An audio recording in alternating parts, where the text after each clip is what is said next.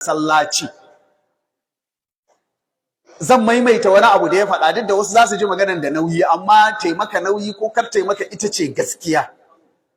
Duk masallacin da aka ce na wata ɗa'ifa ce, wata na wasu jama'a ne daban a cikin musulmi banda saura, billahi azim akwai burbushin masjidu dirarin a cikin masallacin, saboda abin da Allah ya ce walladhina takhadhu masjidan diraran wa kufran wa tafriqan bainal mu'minina wa irsadan liman haraba Allah wa rasulahu min qablu wa la yahlufunna in aradna illa al-husna wallahu yashhadu innahum lakadhibun la taqum fihi abada لمسجد أسس على التقوى من أول يوم أحق أن تقوم فيه رجال يحبون أن يتطهروا والله يحب المطهرين.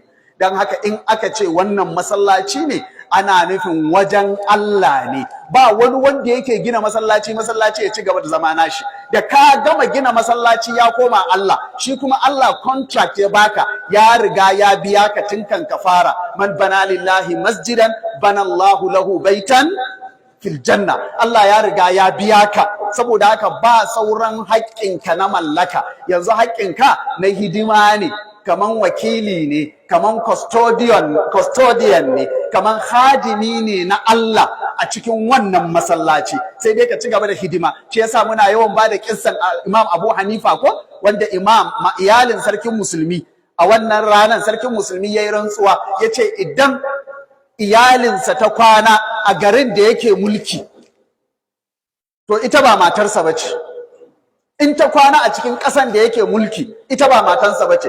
Kuma daga nan in za a hau doki mafi gudu a lokacin sai an tafiyan kwana 40 kafin a bar duk gabas da yamma, kudu da arewa, kafin a bar ƙasan da yake mulki.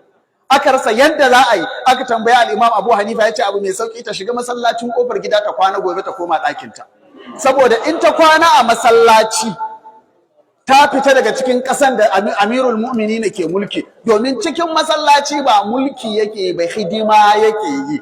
Shi yasa sarkin maharamai ne ma, sarkin Saudiya ma, sarkin Makka zaka ji ana cewa khadimul haramaini, ba amirul haramaini ko malikul haramaini ba, khadimul haramaini ash-sharifaini, mai hidima ga harami guda biyu. Shi ma anan bara ne, shi ma anan khadimi ne, shi ma anan talaka ne. Babu sarki a masallaci sai Allah. Saboda haka